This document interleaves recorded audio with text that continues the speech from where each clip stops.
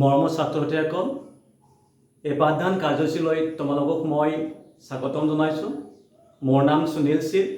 মই 916 নম্বৰ বালামুকুচি প্ৰাথমিক বিদ্যালয়ৰ প্ৰধান শিক্ষক। আজি মই তোমালোকৰ লগত আলোচনা কৰিম চতুৰ্থ শ্ৰেণীৰ গণিত বিষয়ৰ 7 নম্বৰ পাঠ তথ্যৰ ব্যৱহাৰ। এই পাঠটো আলোচনা কৰাৰ আগমুহূৰ্তত তোমালোকে জানিব লাগিব তথ্যনো কি। তথ্য হৈছে বিশেষ সজ্জাত সজ্জিত চিহ্নৰ দ্বাৰা প্ৰকাশিত বাৰ্তা। বিভিন্ন চিহ্ন আৰু পদ্ধতি ব্যৱহাৰ কৰি তথ্য সংৰক্ষণ কৰা হয় আৰু এঠাইৰ পৰা আন ঠাইলৈ যোগাযোগ ব্যৱস্থাৰ জৰিয়তে সৰবৰাহ কৰিব পৰা যায়। ভিন ভিন প্ৰসংগত তথ্যক ভিন ভিন ৰূপত প্ৰকাশ আৰু ব্যৱহাৰ কৰা দেখা যায়। তোমালোকে তথ্যৰ বিষয়ে অধিক জানিব পাৰিবা ওপৰৰ শ্ৰেণীসমূহত। আহা আমি তোমালোকৰ পাঠ্যপুথিত থকা তথ্যৰ ব্যৱহাৰ সম্পৰ্কে আমি আলোচনা কৰোঁ। ঠিক নতুন গণিত পাঠ্যপুথিখনৰ পৃষ্ঠা নম্বৰ 71 উলিয়াই লোৱা। তাত আমি তথ্যৰ ব্যৱহাৰ সম্পৰ্কে আলোচনা কৰিম। ছাত্ৰ-ছাত্ৰীসকল, তোমালোকৰ নতুন গণিতখনৰ 71 পৃষ্ঠাত কি আছে চোৱাচোন। ইয়াতে আছে চন্দ্ৰই তাৰ লগৰীয়াসকলৰ লগত জিৰণিৰ সময়ত বিদ্যালয় চৌহদত থকা আহঁতজোপাৰ ওচৰত বহি কোনে কি ফল খাই কথা পাতি আছিল আৰু জিলে শ্ৰেণীকোঠাৰ পৰা বহী এখন আনি পেঞ্চিলৰ সৈতে তাই এখন তালিকা প্ৰস্তুত কৰিলে। এই তালিকাখন তোমালোকে চোৱাচোন। তালিকাখনত কি দিয়া আছে চোৱাচোন। তালিকাখনৰ এফালে ফলৰ নাম আৰু আনফালে আমি ফল ভালপোৱা ছাত্ৰ ছাত্ৰীৰ সংখ্যা চিহ্নৰ সহায়ত বুজোৱা হৈছে। ইয়াতে এটা চিহ্নই দুজন ছাত্ৰক বুজাইছে।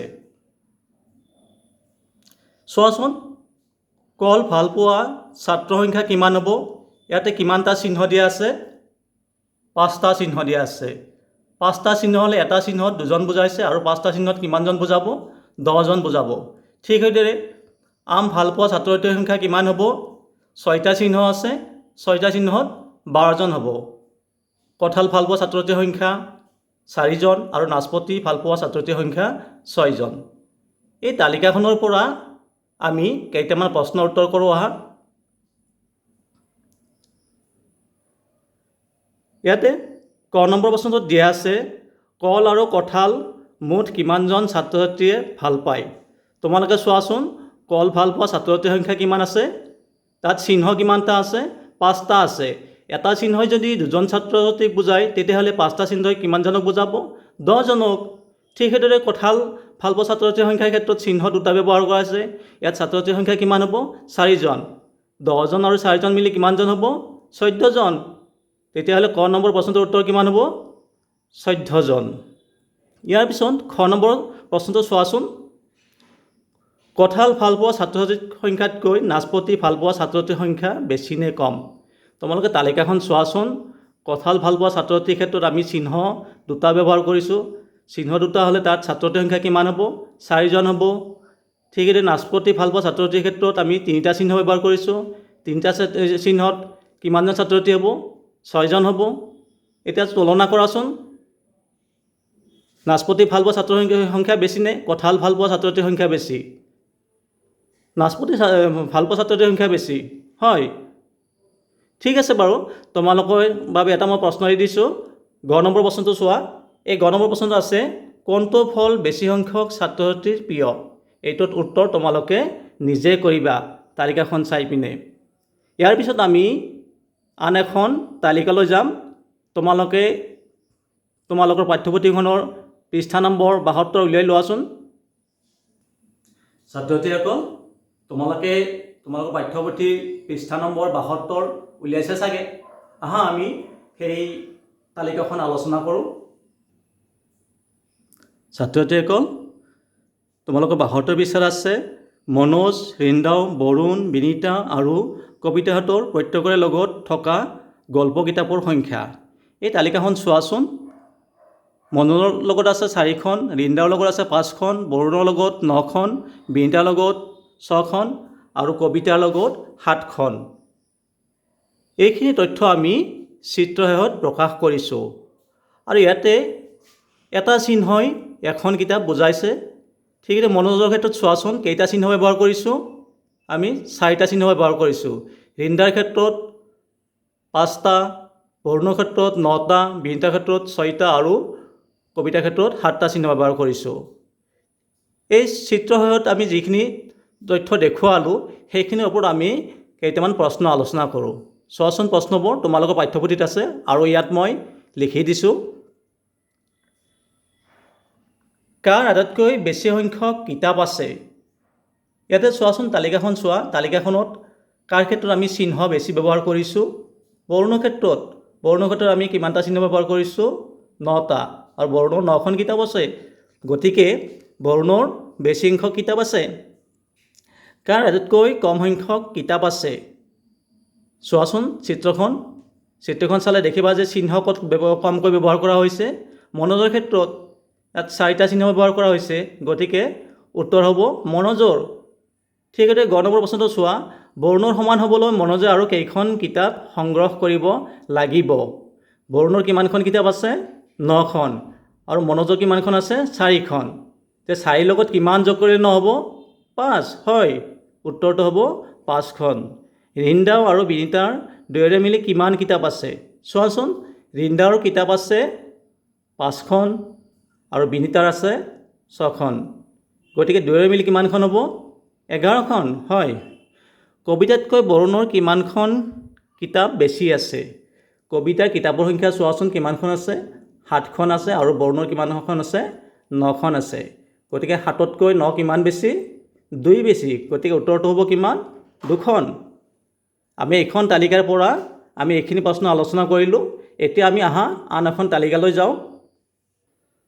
ছাত্ৰ ছাত্ৰীসকল, এটা শ্ৰেণীৰ বিভিন্ন খেল খেলি ভাল পোৱা ছাত্ৰ ছাত্ৰীসকলৰ এখন তালিকা দিয়া আছে।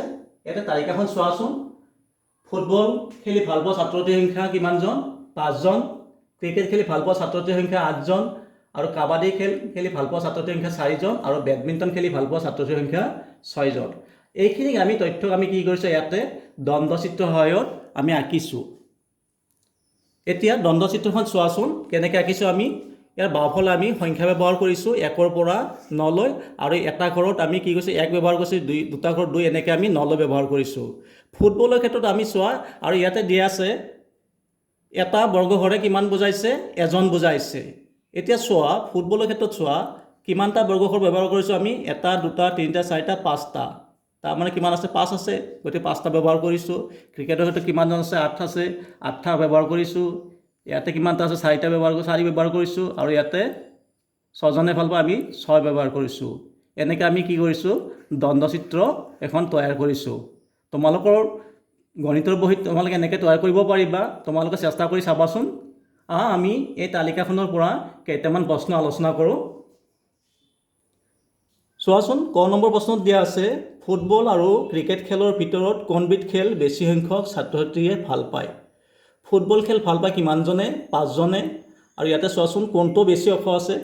ফুটবল আৰু ক্ৰিকেটৰ ক্ষেত্ৰত দ্বন্দ্বচিত্ৰ কোনটো অংশ আছে? চিত্ৰৰ সহায়ত আমি উত্তৰটো দিবলৈ চেষ্টা কৰিম। চোৱাচোন, চিত্ৰটো দেখা পাইছোঁ যে ফুটবলৰ দণ্ডডালতকৈ ক্ৰিকেটৰ দণ্ডডাল বেছি অংশ, গতিকে ইয়াতে বেছি সংখ্যা আছে, গতিকে উত্তৰটো কি হ'ব? ক্ৰিকেট।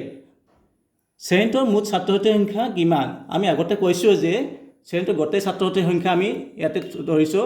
কোনে কি খেল ভাল পায়, এই গোটেইখিনি সংখ্যা যদি আমি যোগ কৰি দিওঁ তেতিয়াহ'লে ছাত্ৰ ছাত্ৰীৰ সংখ্যা ওলাব। এই গোটেইখিনি যোগ কৰি কিমান হ'ব? 23জন। উত্তৰটো হ'ব 23জন। এতিয়া গ নম্বৰ প্ৰশ্নটো মই তোমালোকৰ বাবে এৰি দিছোঁ। এইটো তোমালোকে গৃহকৰ্ম হিচাপে কৰিবা। প্ৰশ্নটো হৈছে কাবাডী আৰু বেডমিণ্টন খেল খেলি ভাল পোৱা ছাত্ৰ ছাত্ৰীৰ সংখ্যা কিমান? ইয়াতে চাবা, চিত্ৰসহায়ত গণনা কৰিবা, নহ'লে ইয়াৰ পৰা গণনা কৰিব পাৰিবা। আৰু চিত্ৰসহায়ত গণনা কৰিলে কিমানটা ঘৰ হৈছে? ইয়াতে কাবাডীৰ ক্ষেত্ৰত কিমানটা ঘৰ আৰু বেডমিণ্টন কিমানটা ঘৰ, এই গোটেই মুঠ ঘৰ লগ লাগি কি হ'ব? ইয়াৰ উত্তৰটো হ'ব। আমি আন এখন তালিকালৈ যাওঁ।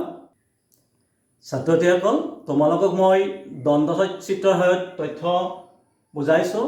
এতিয়া এখন তোমালোকৰ বাবে মই এইখন এৰি দিছোঁ। ইয়াৰ প্ৰশ্ন উত্তৰবোৰ তোমালোকে কৰিব লাগিব। ইয়াত চোৱাচোন, আত্মসহায়ক ধনেৰে নিৰ্মলা, নৰ্মদা, কমলা আৰু নমিতাই সৰুকৈ এখন ফাৰ্ম খুলিলে, আৰু ফাৰ্মখনত থকা প্ৰাণীবোৰৰ সংখ্যাবোৰ ইয়াৰ দ্বন্দ্বচিত্ৰৰ সহায়ত দাঙি ধৰিছে।